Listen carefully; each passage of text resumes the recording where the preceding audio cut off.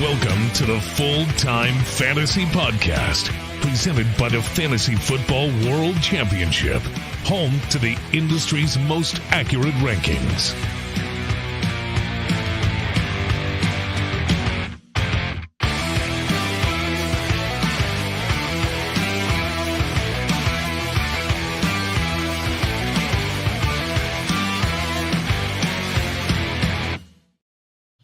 What is up, everybody? Welcome to the Full-Time Fantasy Podcast. I am your host, as always, Adam Krautwurst, and with me again tonight is Jack Kohlscheen. Listen, Jack's coming on with me every week until you knock us out of the top 20 of the FFWC, because that's where we're going to be there the rest of the year.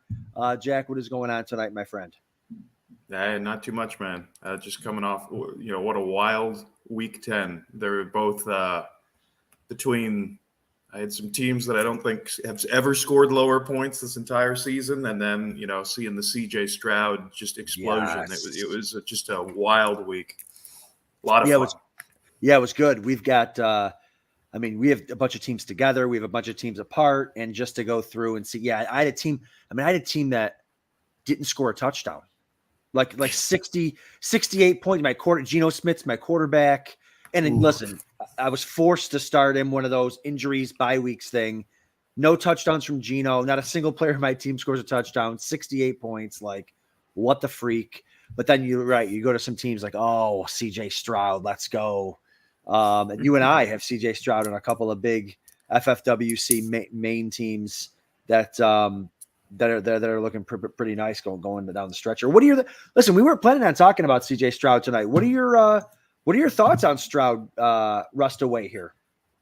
I mean, I don't know if you could ask for anything more from a rookie quarterback. I mean, even in his down games, he's still, I'm not much of the film guy, but he looks confident and poised. He doesn't ever seem to appear panicked in the pocket.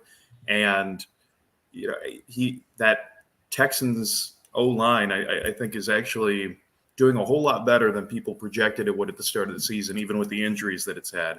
And so if you look at really the exciting offensive weapons they have, Tank Dell, who we'll talk about in a little bit, and just a lot of youth combined with really the inability to run the ball in any effective way. I think they've really just started to lean into a faster pace of play, more plays, more passing, and that's just more goodness for us.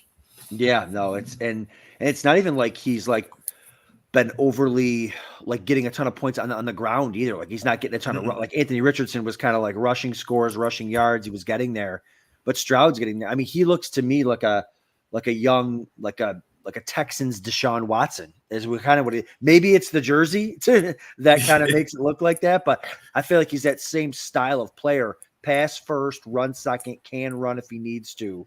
But man, he looks good, and it's exciting to look at rosters right now. They kind of have him on there, but we'll get into more of the quarterbacks and the strength of schedule here in a little bit for sure. But tonight I just want to talk about a couple of players real quick before we get into that. Just some utilization. We like to talk about that type of stuff moving forward and kind of mix it in with waiver wire pickups for this week. And we're going to kind of incorporate the waiver wire goodness into the kind of the rest of season. So we'll talk about a couple players here, and then we'll get into some playoff schedule type stuff. What can we do for rosters that are pushing for the playoffs? What can we do for rosters that are a lock pretty much for the playoffs? So how we can kind of enhance those. But tonight I want to start with a player that you just mentioned, Tank Dell. Probably a wide receiver 2. Crazy to talk about moving forward. I don't think Nico Collins practiced today either. Maybe he was limited, so maybe that's more opportunity this week for Tank Dell. And so maybe not so good for Stroud, but torch the Bucs secondary this week. He's on a 17 point per game pace moving forward here. Robert Woods has been out, which has helped as far as target share, but everyone's kind of looked good there. I mean, again, when you have a good quarterback, he elevates the pieces there. Noah Brown, who's a size speed guy. I could forget, Noah Brown, 6'2", 6'3", can run like the wind. So I had that long touchdown last week. So what are your thoughts on Tank Dell moving forward? Well, I think the most illuminating stat for Tank Dell is his yards per route run. So the kind of the gold standard for a rookie wide receiver is 2 yards per route run. If you can hit that, you're feeling good. This is the first half of his rookie season when we all know we're not going to expect a lot. They're still getting used to the speed of the game. It's the second half where they explode.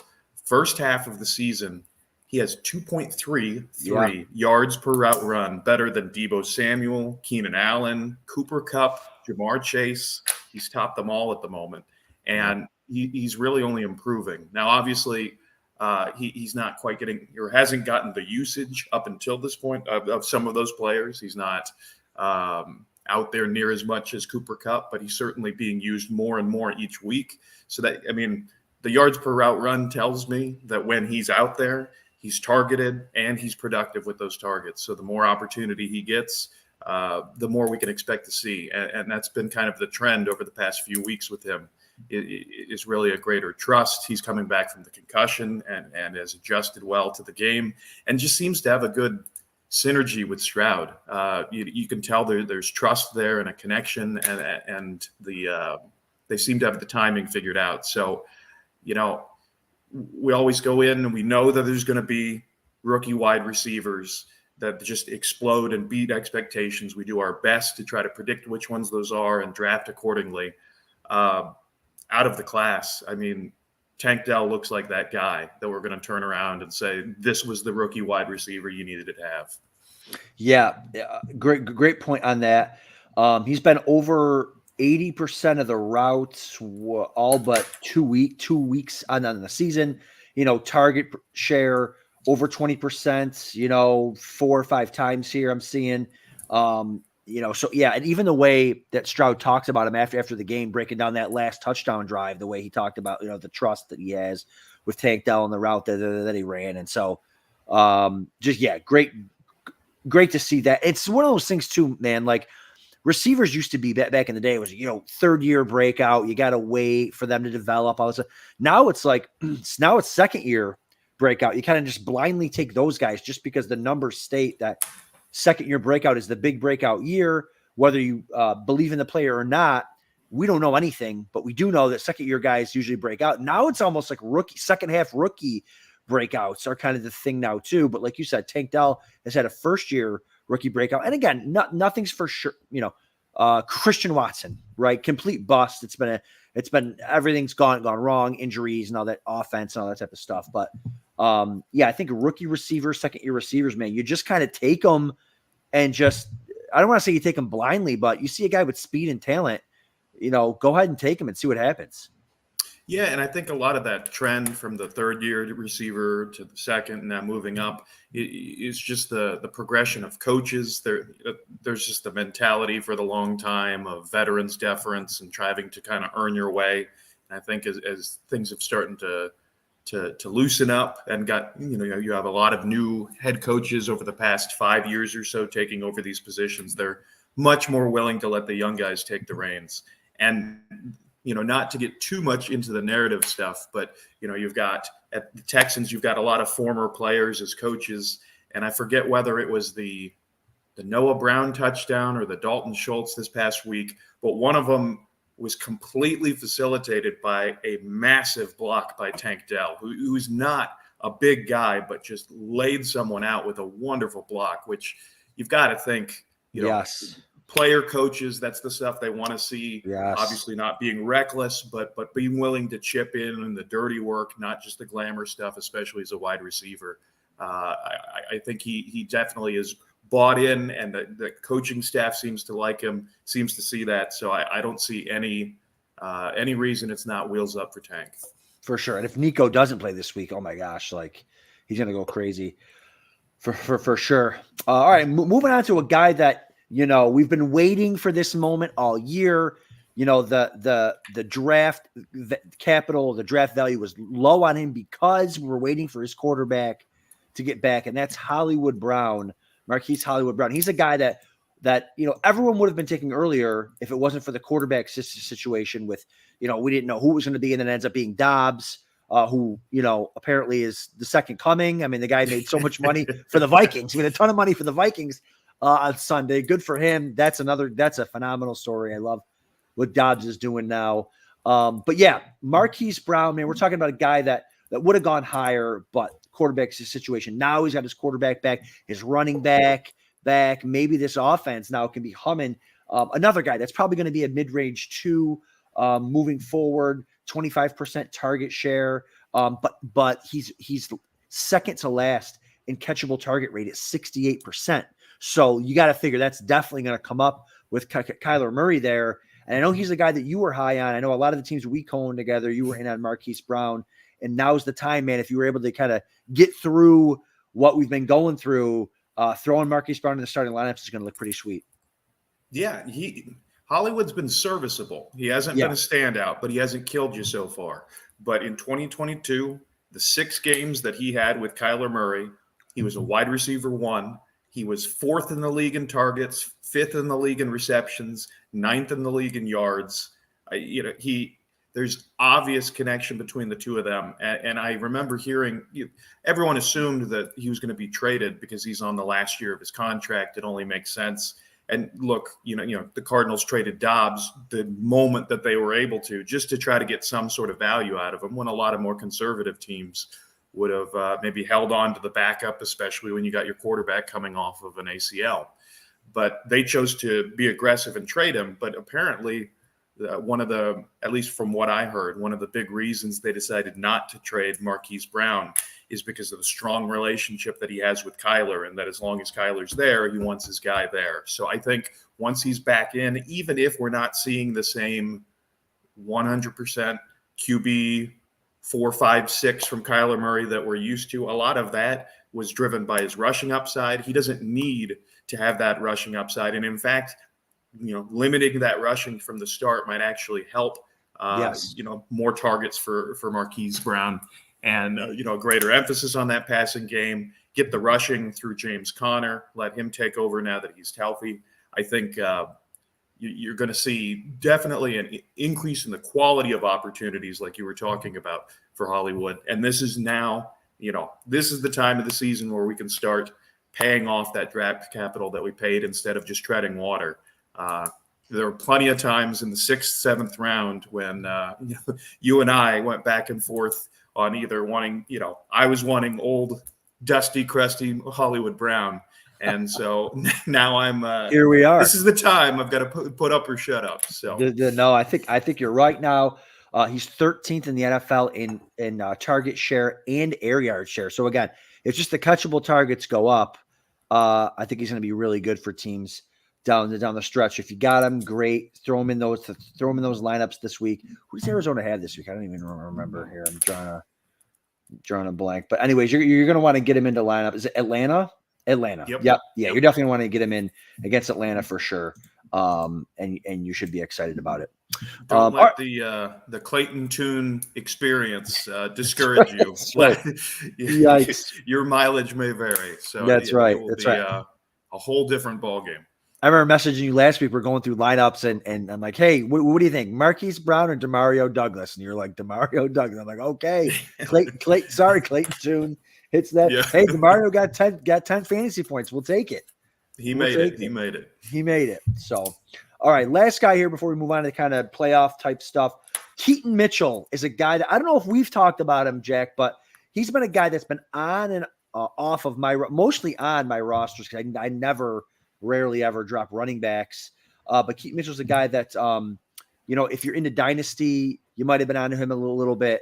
My co-host on the deep end, Mike Shope, he was on the Keaton Mitchell very early on, like week 1-ish. So we had him on a couple of teams, still have him there. So he's a guy that finally breaks out. And, so some people might say, oh, well, he had that long touchdown and kind of garbage time. Like, yes, I agree. But if you dig a little bit deeper, Gus Edwards was strictly the goal line back for this game. Of course, gets his 5th freaking touchdown in 2 games. Bijan Robinson can't even get a carry inside the 3-yard line. And this guy's got 5 touchdowns in 3. Don't get me started. In the last 2 games. It's so stupid. But anyways, Keaton Mitchell was, I think, dead even on carries with Justice Hill through the first 3 quarters. I think it was 8-8. I think in carries. So he wasn't just this like 4th fourth quarter garbage time quarterback, because I know they pulled Lamar at one point in the fourth quarter. So I like Keaton Mitchell there. I think Keaton Mitchell's probably better than Justice Hill. He's not going to be the goal line back, but if Justice Hill gets dinged up or Keaton Mitchell you can't take him off maybe he's just so much better than Justice Hill, they can't take him off the field. What do you think moving forward? I don't want to get too excited about him because it is a three-headed backfield, but this team, DVOA, they're saying that this is the best team in football. You want some pieces of this offense. Well, I think, if Devon Achane has taught us anything, it's if he does it once, you can't write those, especially at running back, especially with rookie running backs. You cannot write it off as a fluke. You're not going to, bet the farm on it, but you certainly can't write it off and wait to see, because then you're going to be too late. The guy was the RB5 on 9 touches alone. Now, you could dismiss that and say, what a fluke. But I'm sure as those touches increase, the efficiency goes down, but we're still fine. That's still a top performer that's on your waiver wire. And the interesting thing is, in the first half, they actually split the snaps between the 3 backs equally. And then Justice Hill ended, like you were talking about, it looks like he got more usage, but a lot of that was actually fourth quarter, the final drives when they were pulling starters. And they had Justice Hill out there, not Keaton Mitchell, which to me, that if this is still, you're in the phase of like rookie getting your feet wet, I would assume, give him the garbage time when it doesn't matter. But they pulled Keaton Mitchell and put Justice Hill out there during garbage time, which maybe says something about the roles that they see. I do think he might be like the Will Levis of running backs at this point, because, just like how we saw the explosion from Will Levis on efficiency, we have to tread lightly. I think, like you said, he's never going to get goal line touches. That's not how this is set up. And I don't think he's despite the overall Ravens offense and how well as a team they're doing, I don't think it is as fantasy friendly of an environment as, say, like Achane and the Dolphins. You have Lamar, so there's going to be that opening up lanes, but you certainly don't have somebody like Tyreek Hill that certainly creates the space that Achane can operate in. So it's going to be harder going for Keaton Mitchell, but it's still a great offense. It's still a promising young rookie, and these are the times when we're headed to playoffs. You can't really afford to wait and see. You can't. He's going to be gone, and I guarantee. Well, I almost guarantee there's not going to be another running back on the waiver wire for the rest of the year that has as much upside as this guy. So I was just going to ask you that. Is this the last kind of hurrah for teams with money to burn? I got to make a move, or even if I don't have to make a move, maybe I'm in the playoffs, and we can get into this in a little bit. Maybe my roster's set, but man, I've got the money. I can't let someone else have him. You think this will be the last kind of guy in the backfield? You say yes. Yeah, I think there's still going to be big waiver wire additions from here to the end of the regular season, but I doubt it's going to be. I doubt it's going to be a running back, because all of the immediate handcuffs are going to be, already taken. So in the cases of injuries, at the beginning of the season, we're still figuring out depth charts. But at this point in the season, we know the depth charts, we know the orders. Everybody behind the starter is taken everywhere in almost all cases. So this is going to be, and at this point, there just aren't that many dark horse, unknown running backs that somehow haven't gotten the opportunity up until this point and yet are going to get huge opportunity at the end of the season. Just not how it typically works. With Keaton Mitchell, he was, I think you alluded to it, certainly frustrating to me as well. Had him on plenty of teams, and was patient and waited. But then as soon as I saw the hamstring injury, that can be weeks. That can be, you have no idea. So at that point, you're thinking, I'll take an uninjured handcuff back over, an injured one. And then as soon as you drop him, that hamstring miracle. I don't know if he got like a stem cell injection or a divine healing or what happened, but his hamstring is just fine. Yeah, he goes off and explodes after you drop him, which is how running backs work. And I think that's why that's a great point. I was going to say that too. I think the reason why a player that I don't want to say the caliber of Keaton Mitchell was available, because like you pointed out, Every starting running back's gone. Every backup's gone. A lot of the third stringers are gone. Why is Keaton Mitchell available? That's because he's already been added and dropped because he had the hamstring injury. So he's available in some leagues where he normally a player of his caliber or the third running back for the Ravens wouldn't be. But eventually 0 fantasy points all year, hamstring injury, you got to make moves. Leonard Fournette, right? Oh, Leonard Fournette gets paid to the Bills. All right. Is it Leonard Fournette or is it Keaton Mitchell? I'm going to go with Leonard Fournette. So I think you're right. I think this is kind of the last running back that you could maybe pick up. I've done most of my waivers and I can't think of any other like guys that were like, ooh, this running back. I mean, you got some Samaje Perines out there, I guess, if you want to go that route. But I think Keaton Mitchell is certainly more explosive and in a much better offense than Perine is. So yeah, no, I like that. I like that Keaton Mitchell moving forward as a stash and maybe even listen. I think I have a team where injuries and bye weeks. I think I got a team where I got to throw Keaton Mitchell in there and cross my fingers. So we'll see. Hey. Injuries and bye weeks. I had to throw Chase Edmonds in there last week on a team I actually cared for and thought was pretty good. So you can do far worse than Keaton Mitchell, I say from experience. Yo, we were in my 5K or my 3K for the portfolio. I had to start Jerick McKinnon, and I never screamed louder. Then when McKinnon scored and on Sunday morning, I'm like, let's go! Like nothing feels better than when you take a flyer, you got to start a guy, you have no choice, and he freaking scores on a receiving touchdown. It's just so nice.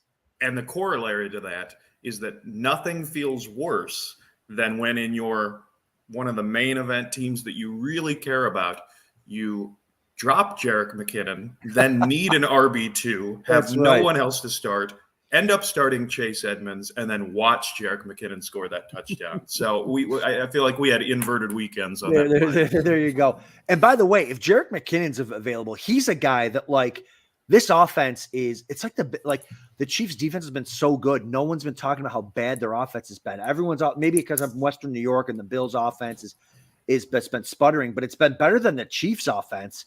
And maybe if look at that last year, Jerick McKinnon won people $1 million last year during the race. Like he might be a guy that, listen, we got to spark our offense. Pacheco's not going anywhere, but maybe we start throwing the ball to McKinnon a little bit more, 6, 7, 8 catches a game, maybe down the stretch. This is the exact same playbook that we saw last year with Jerick McKinnon. He was a complete dud for the first half, 2/3 of the season, and it was just out of desperation once Andy Reid had given all this opportunity to the wide receivers that they had brought in, and no one really produced. Unless Rashee Rice just really fully breaks out into a lead wide receiver, I could easily see them going back to tried and true, Kelsey McKinnon, just back and forth to move down the field. Because other than that, there's nothing reliable. Yeah, and going into the bye week too, right? Bye week, maybe that's what they do. They come out of the bye week and it's, listen, we're running with Pacheco. It's Kelsey McKinnon in the passing game, and Rashee Rice will give you, a target or two here and there. But I mean, that's almost what he's getting anyways. So, I could definitely see that happening. Wouldn't be surprising. So if you've got McKinnon, certainly hold on. I know it's always going into a bye week. Well, you're not going to drop him coming off a touchdown, but don't drop him going into the bye week. But yeah, anyways, prepping for playoffs here. So this is the time where, savvy owners now are going through their rosters, taking their time, going through maybe once waivers are complete, you sit down, you start setting your lineups and stuff. Looking towards the future, right? We got a lot of league. Like I know the FFWC playoffs start weeks 15, I think it starts. Got the all play week 14. So you still got a little bit of time. But now is when you want to look forward. Now is when you want to look at strength of schedules. If you got some really solid teams that you're going to be in the playoffs, maybe some 8-1 teams, some high scoring teams, you're going to be looking toward, because going into the playoffs you're going to have probably, well, you got team kicker with the FFWC, so it's a little bit easier. You don't got to carry two kickers, which is sweet, which is awesome. But maybe you're going to carry 2 defenses. You're definitely going to carry multiple quarterbacks because no waivers, and you want to be able to not be an injury away from being out of the whole tournament. So you're looking for depth. You're looking to kind of trim the fat. Now's the time. While everyone else is scrambling for 1 week fill-ins, now's the time where maybe you're going to look forward to the playoffs, look at that strength of schedule. And then maybe some teams you have are still fighting and scraping away here. Some of those players that you can kind of look forward to starting here. So as you're going through all your lineups, Jack, what are you kind of looking for? Well, this is it's really being able to plan for the playoffs, look forward. It's a luxury, and this is kind of a case of the rich get richer. Yep. I'm able to do, I'm looking at all of my best teams, the teams that have already earned their way, that really just need to not screw up or not implode completely. But have a really good path to the playoffs. And I'm starting to look, especially, you've got some teams where you went really deep with wide receiver in the draft, and it's, on this particular one, it really panned out. And you're counting and you're seeing you're like, I don't know how I could pick up a wide receiver that is going to get ahead of these 5 or 6 guys. Or maybe you've got your running backs locked down, and it's, I've got 4 running backs I trust and a 5th that I could flex in a pinch.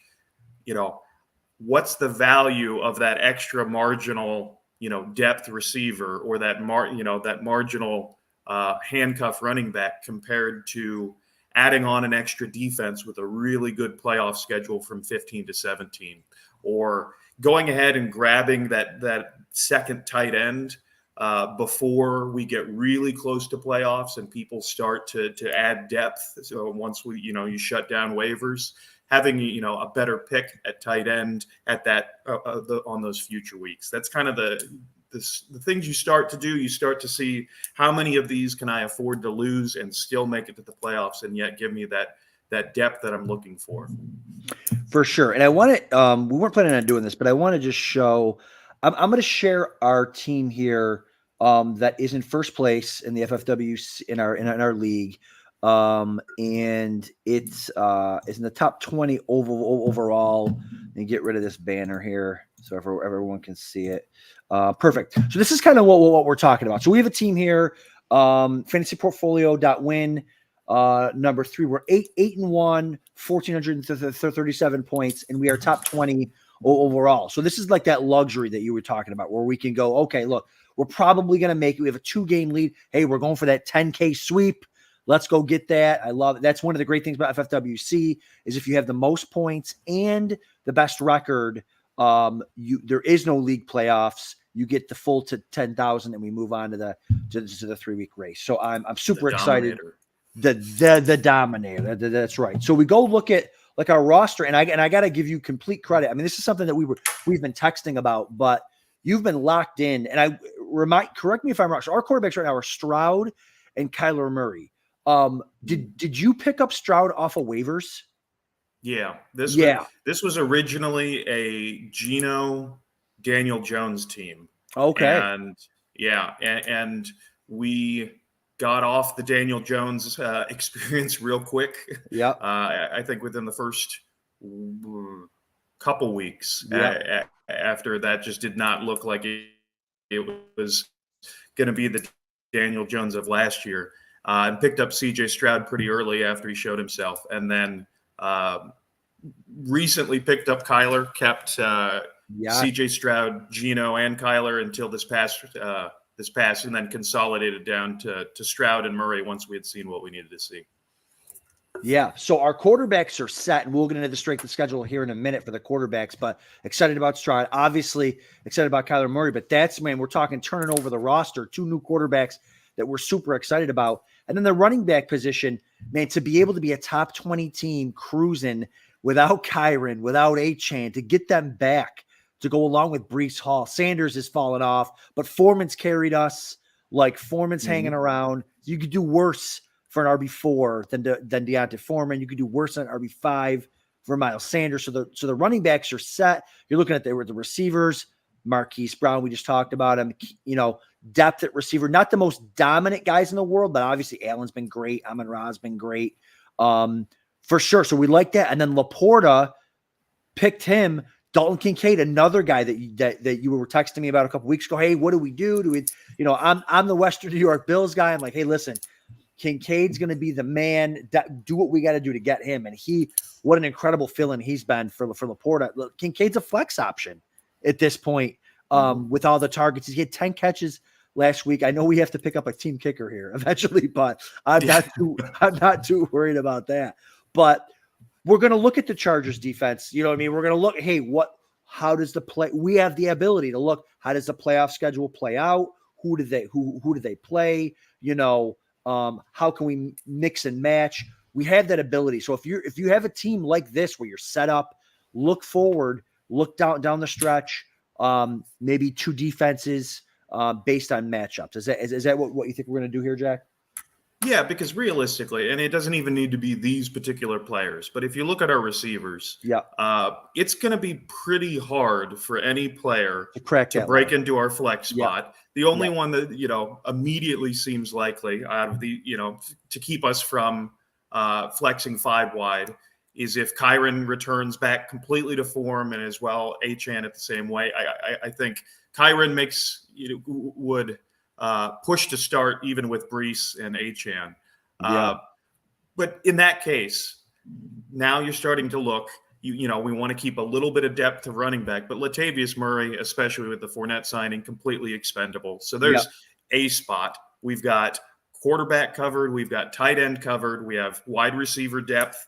We could afford to even shave wide receiver a little further, like a Michael Wilson, but I particularly like him, and I'm going to hold on to that one for a bit. But that's when we start to look, maybe we, instead of just banking on one defense, maybe we look for a combination of defenses that either we can ride for the rest of the season or alternate and kind of ping pong during the playoffs. And even though it's still several weeks and, there's the part of me that loves to churn the roster and always have people in the spots that can increase in value.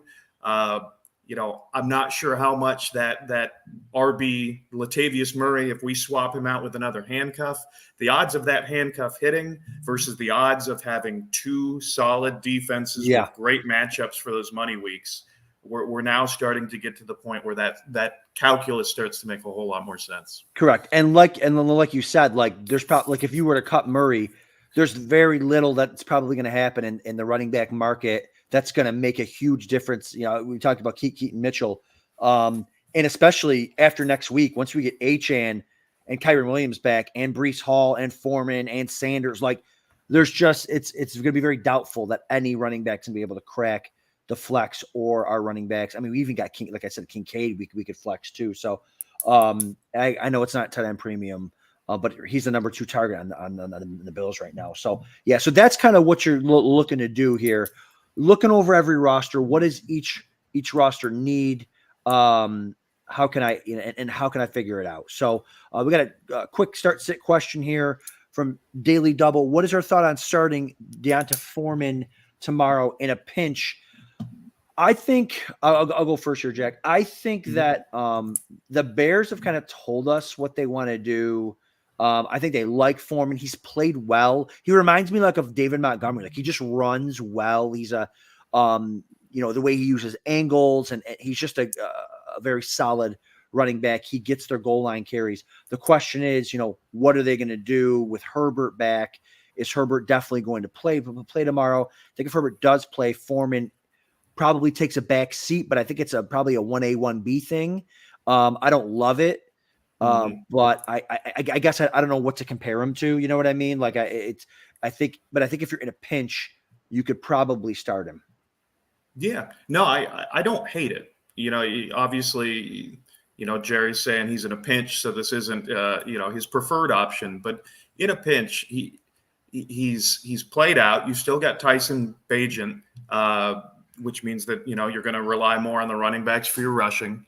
And they're going to play a little bit more conservative game. Khalil Herbert, as he returns, he's still, in my mind, more of the explosive between the 20s runner. Certainly not Keaton Mitchell, but similar to that role. Whereas, I still think in goal line settings and things like that, you're going to go to somebody just with the size and the combination of size and speed, like Foreman. So I think he's certainly taking the back seat, but I think he's going to have still a far greater role than somebody like Roschon Johnson, who came into the season with a lot of promise, but just got flat out outplayed by D'Onta Foreman, who frankly has done that now for a few years in a row, and we shouldn't be surprised at this point. He comes in kind of as the ostensible just a guy, and then ends up outplaying his way into really great performance on several different teams at this point. Yeah, you would know Carolina last year, and Foreman just the Achilles. He's back. Roschon lost his opportunity. He got hurt at the wrong. It was just unlucky. He got hurt at the exact wrong time, and literally the game that he was good would be able to take it over. He gets hurt. And he has a 3-week concussion. Like that just doesn't happen. 3-week concussions don't happen anymore. He had one, and so he lost his opportunity there. And it's funny too. I laugh, Jack, when we've got it's just such a difference in like perspective or like how people approach drafting. Because here you and I are like, yeah, no, I could see, but I've got guys like Mike Schulp, some other buddies that I go on teams with. They're like Foreman because they draft 3 running backs early. Like I would never, like that's why I draft 3 running backs. I am not starting D'Onta Foreman. Meanwhile, we're drafting 5 receivers. Like, yeah, I can see putting Foreman at the RB too. Absolutely. It's so funny the way roster construction factors into that. Well, that's the thing about the running back position. The fantasy performance in the games can be ugly, but ugly points are still points too, and Foreman excels at ugly points. So don't hate it. Certainly not the easiest defense to rush against, but not necessarily one that I would avoid either. So in a pinch, I think it's a fine play. Yeah, for sure. All right, so let's go to the quarterbacks here. Strength of schedule for the quarterback moving forward, because some people might have, like a lot of teams I've got, Josh Allen or Patrick Mahomes. I have one quarterback. I fill them in for the bye. But once you get to the playoffs, you're looking towards the playoffs now. And now is a year. This year is a year where you want to grab that quarterback earlier than you normally would. Josh Allen hasn't had his bye week yet. Eagles have their bye week this week. Chiefs have their bye week this week. So this week you would have had to pick up a quarterback anyways. But this is the year you got to do it earlier than ever because there's no quarterbacks left. Like you don't want to be stuck with your second quarterback is Travis Bagent or something. And now Justin Fields will be back. Like there's just no quarterbacks that you can trust down the stretch. So you're looking at the strength of schedule. You're looking to add quarterbacks.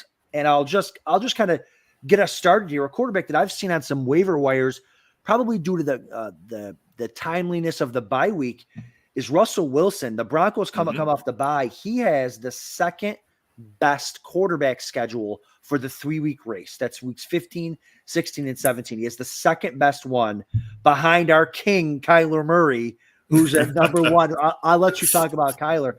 But Russell Wilson gets Detroit week 15 in a shootout at Detroit in the dome, good weather. Well, we don't care about the weather.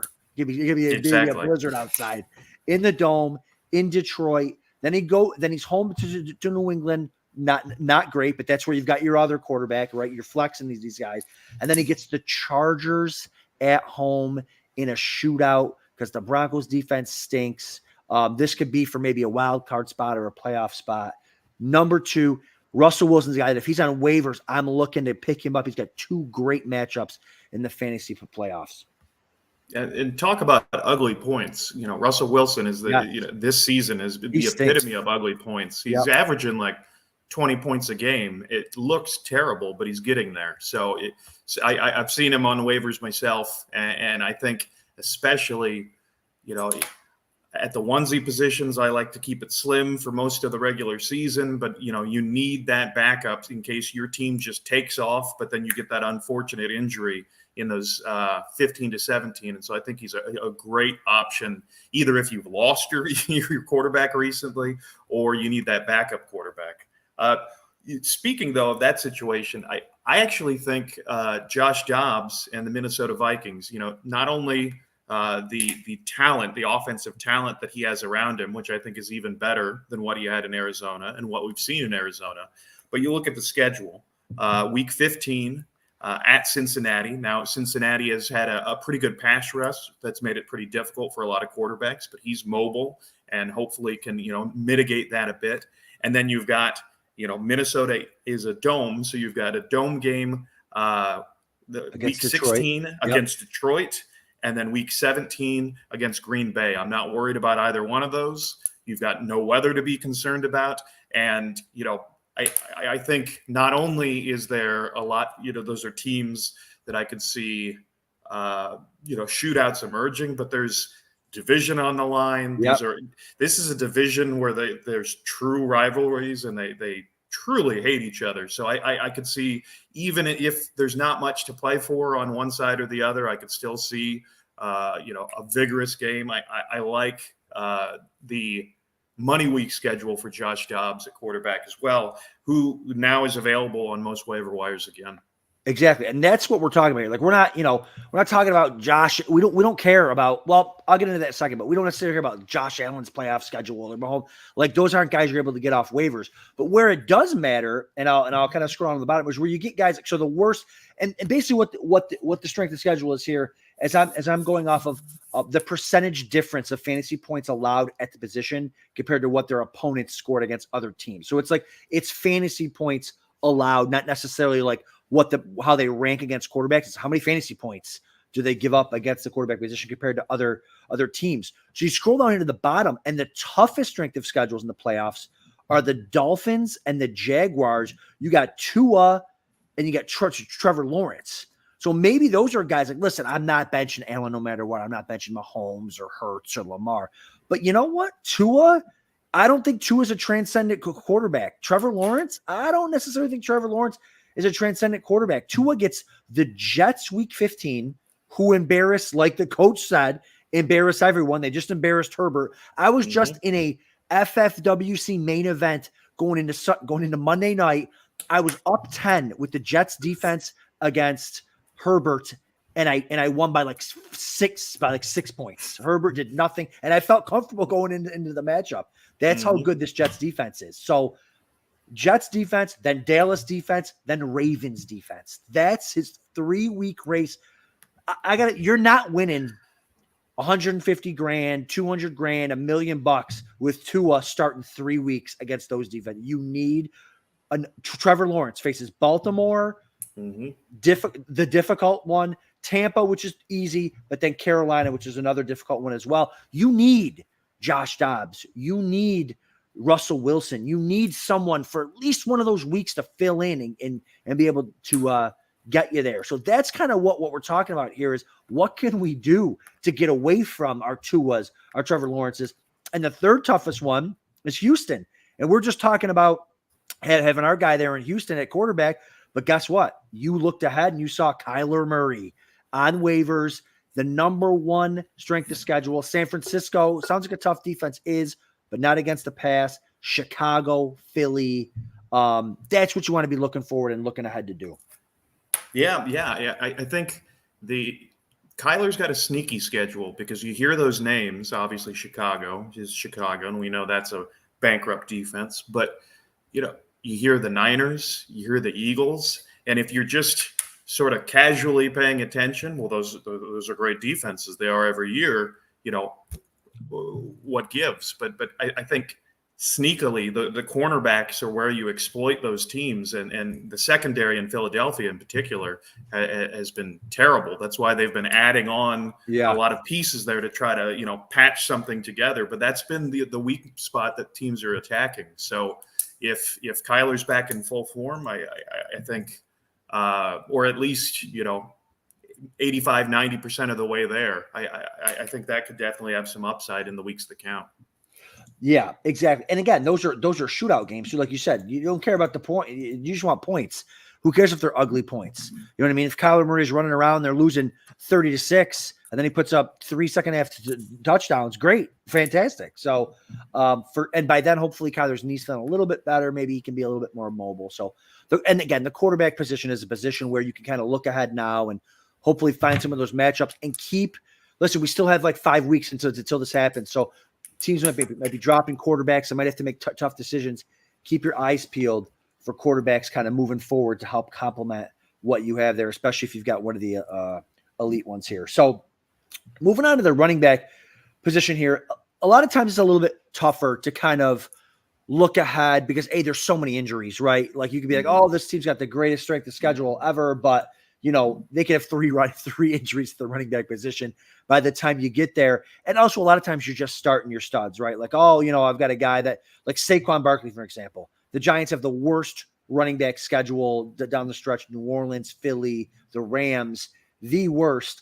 But are you who you benching Saquon Barkley for? He's going to get 35 touches in the game. He's only going to score you 15 fantasy points, but he's going to get you 35 touches. So it's a little bit harder to do it that way. But do you have any running backs, Jack, that you kind of, or running back, maybe backfield teams schedule wise that you're kind of looking to avoid or looking to exploit?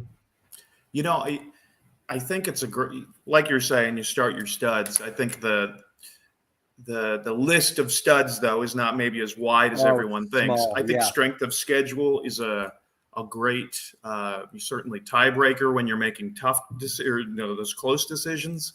And I think it's also a good way, we're talking about preparing for those playoffs, to decide which handcuff running backs are, a better investment in. If everybody's an injury away, it kind of just seems like a coin flip. But one that I like, which, I think should be available based upon the terrible results earlier this year, who burned a lot of fantasy owners. I like getting Josh Kelly of the Chargers. Now, it did not work well the first time around. Completely understand. But if something happens, especially if you've got Austin Eckler and you're trying to patch a great team to get to that victory, but even if you're just looking for some upside and you're do I get Josh Kelly or Zamir White? Who knows what to do with that? Look at the last 3 weeks for the Chargers. Week 15, a plus matchup against the Raiders. Week 16, a plus matchup against Buffalo, which does, again, to a casual observer, doesn't sound like it, but they lost, Matt Milano and a lot of that linebacking core. That's the running game is where to attack Buffalo at the moment. And then the coup de grace in week 17 at Denver, which is just heaven for running backs. So, certainly don't want to see anything happen to Austin Eckler. Love him as a player.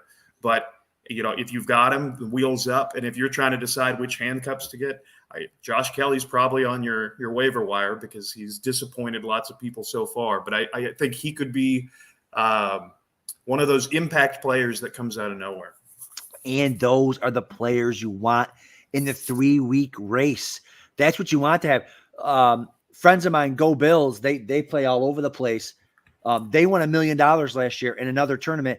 They started Zay Jones weeks 15. You know why they did that? Because no one else was going to play him. And he scores 40 points, and the rest is history. They also had Jerick McKinnon. No one else was using him. That's what you want.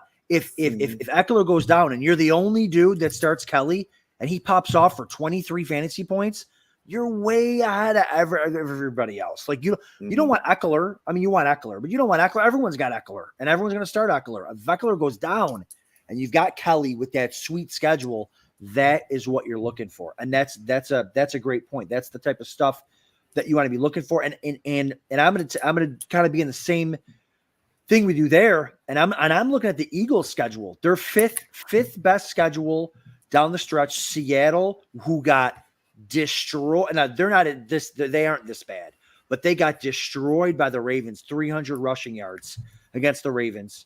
Okay. Then they get the Giants and Arizona, two very positive matchups, two teams they should completely blow out. There are a lot of running backs you can go pick up in Philly. You're going to find Rashad Penny everywhere, all over waivers. If you've got the room to stash Penny, you go pick him up, you stash him. And if there's an injury, man, Penny's been waiting. I don't think Penny's hurt. He's just kind of been there. There hasn't been that injury to get him that role. But you can absolutely see this coaching staff, if there's an injury there, plugging in Penny and giving him 25 carries.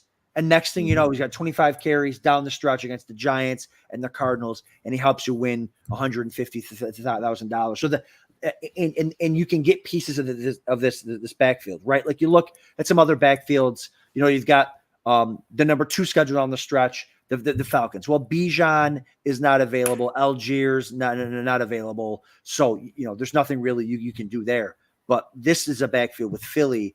Maybe they're resting their starters the last 2 weeks of the year, and they throw it and they activate Rashad Penny. I mean, there's so many things that can happen there. So, any other running back stuff, Jack?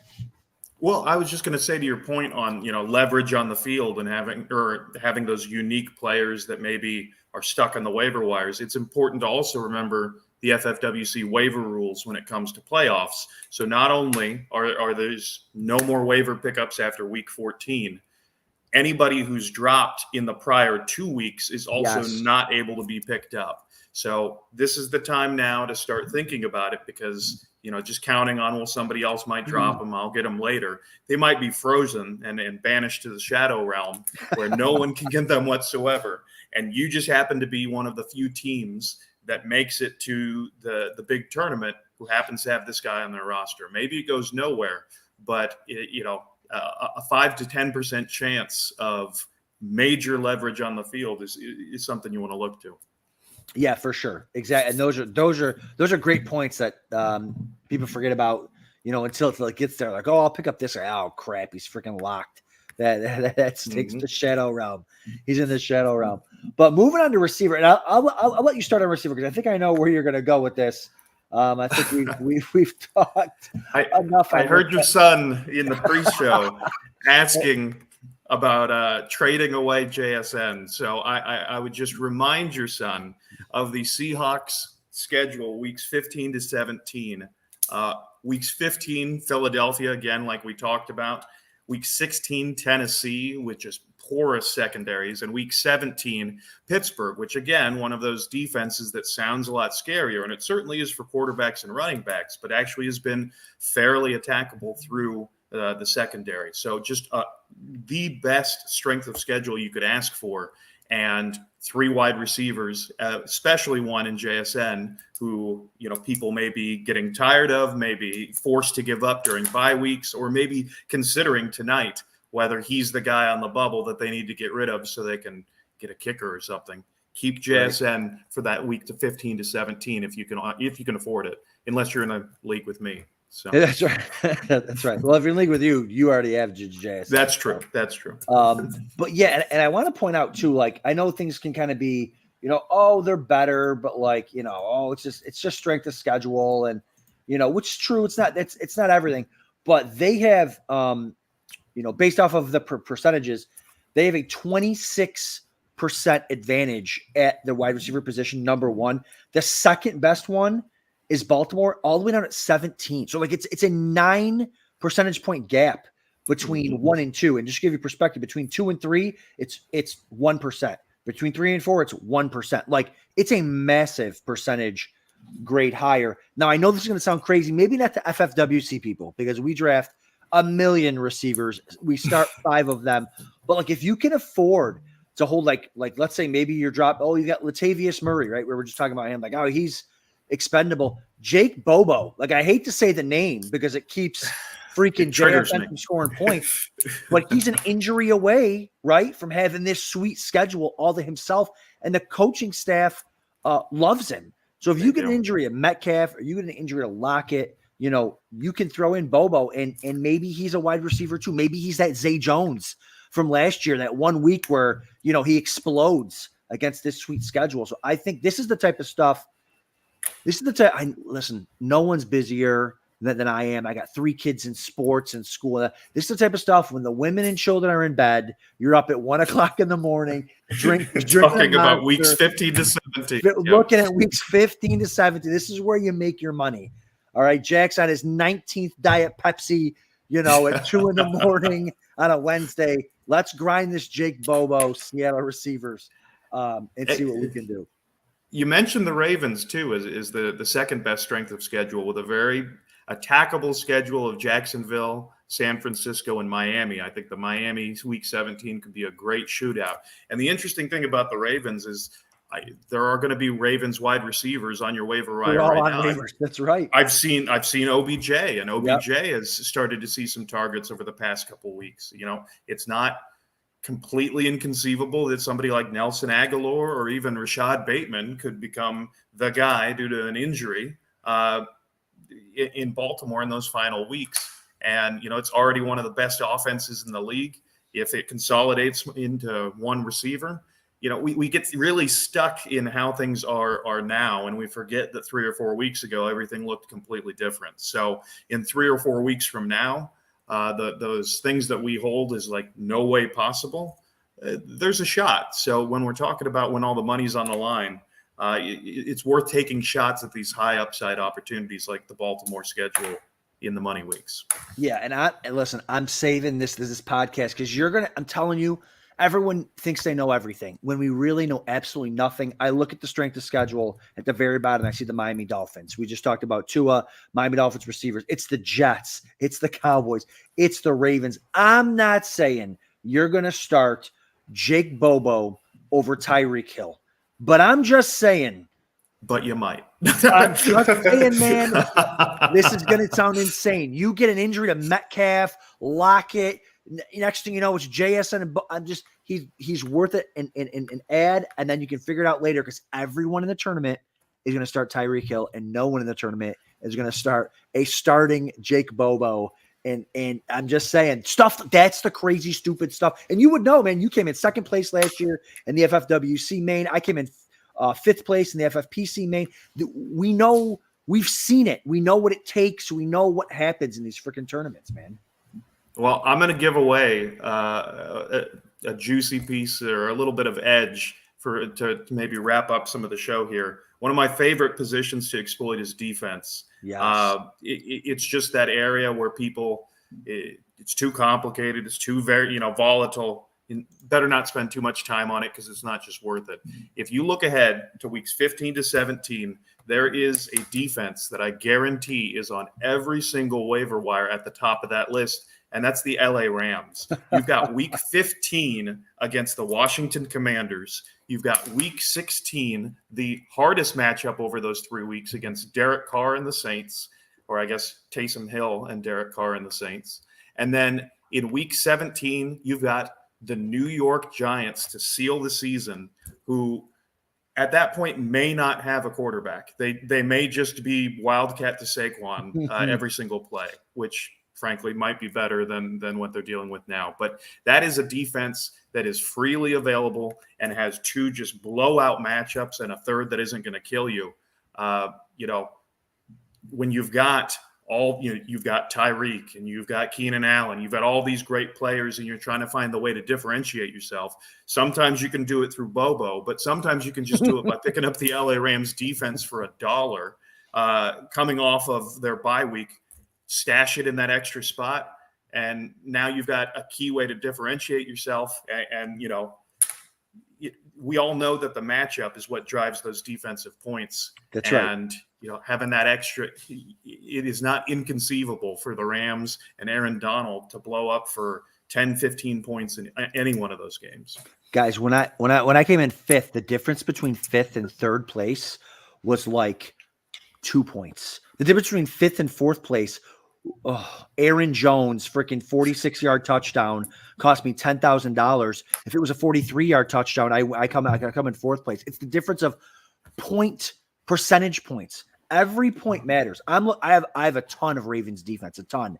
And even talking with Jack tonight and going through this, I'm learning. You look at the Ravens defense, right? Ravens have the third worst defensive schedule, but they've got a decent matchup with Jacksonville, 15, and a decent matchup. I don't know how it's decent, but with Miami, maybe the Sacks, week 17. In the middle of that is an awful 49ers matchup. You go up to the Rams, Washington, and the Giants on both sides of that. You get yourself the Rams and the Ravens, and you've got 3 beautiful matchups for the 3-week race. And I know it sounds crazy to bench the Ravens defense for the Rams defense, but like you said, when they're playing Washington, the guy gets sacked 12 times a game. When they're facing the Giants, I mean, DeVito, we're talking about the worst quarterbacks you'll ever see in football. And so, yeah. I mean, that's what you want, man. You want those pick sixes, those strip sacks for touchdowns. That's what gets you the points. it's about turnovers and touchdowns. It's not about holding opponents to 3 points or whatever, tackles for loss. You want chaos, you want touchdowns, and that's what these bad quarterbacks produce. So go out, check your strength of schedules, and even if you're scraping and clawing to get into the playoffs, I bet you can find a roster spot to add that second defense now. Correct me if I'm wrong. Do defenses and kickers also get shadow banned once they get dropped, or are they able to be added and dropped as well? I think it's everybody. Everybody. I'm pretty sure it's everybody. But yeah, Roy, if I'm wrong, tweet it out that I don't know what I'm talking about. Roy will correct us. But okay. But yeah, dude, awesome job tonight. Yeah, and the Daily Double says Dallas playoff schedule. I was just going to say that, Jerry. I was just going to mention that they've got Buffalo, Miami, and Detroit. They're a good defense, but I don't know if they're that good. Right. I mean, it's about the pick sixes and that type of stuff, and you're generally not going to get that against those teams. So yeah, it's you think you're set. Oh, I got Dallas. Oh, I got Baltimore. There's some better stuff out there. Go find it. So. Yeah, dude, awesome show tonight. I definitely got smarter just kind of digging in here. I'm excited to go stay up till 3 a.m. and get done with waivers. And then hey, I got to fulfill my contractual obligation by mentioning JSN, so I'm satisfied with this show too. So. Of course. How funny is that? People don't even know like you're the JSN guy, and before the show you're backstage and I'm talking to my son. He's making fantasy trades, and I'm like, listen. You don't want to trade JSN in a keeper league, but we'll talk about it later. And I can just see smoke coming out over here like, no. For Khalil Shakir, no. No, hold on. Well, it was Diggs and Shakir for JSN and CeeDee Lamb. But even that, it's like, dude, no. Don't. He Bills fan. These stinking Bills fans, I'll tell you. I don't know what they're doing. But anyways, everyone, thank you for joining us. I will be back next week, and maybe even Jack will be with me next week talking about our top 20 main event team moving forward here. And hopefully everyone has a good fantasy week. No more injuries, please. And you can find me on Twitter at Adam_Krautwurst. Jack, what is your Twitter handle? Where can we find you at? I don't know. Do you I even think have it's one? Just my name. I think it's just at Jack Kohlscheen. So. Just Jack. That's right. You can find him there. So, all right, guys, we will see you next week.